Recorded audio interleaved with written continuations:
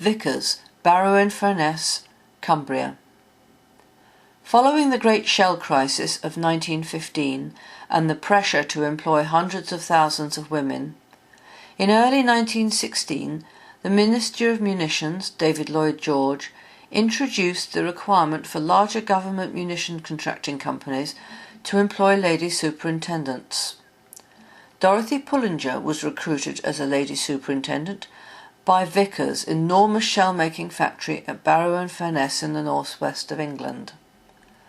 The work of a lady superintendent was to recruit and care for the female employees, so Dorothy was a combination of a personnel manager and a welfare officer in one of the nation's largest factories.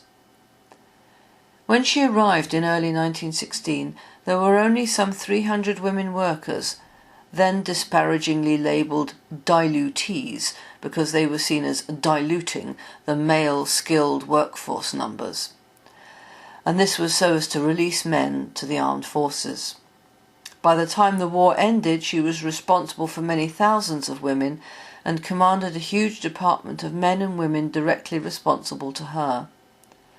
As well as the normal administrative tasks of recruiting, recording and paying the women, she was also responsible for ensuring they were healthy, fed, clean, clothed and housed.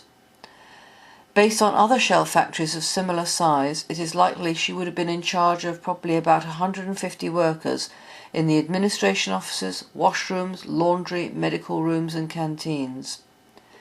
Many lady superintendents also saw it as part of their duty to set up recreational activities so that the younger unmarried girls in particular would not get into trouble once their long work shifts were over. Dorothy set up one of the most successful of the many women's football teams which proliferated in munition works.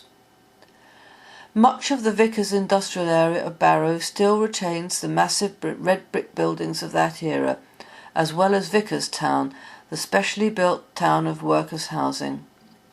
There are insufficient records of the war period to know everything that Dorothy did or where her offices were, but we do know that Vickers rented a small building near the station to use as a receiving centre for girls arriving as new recruits, from which they would be found accommodation in the town.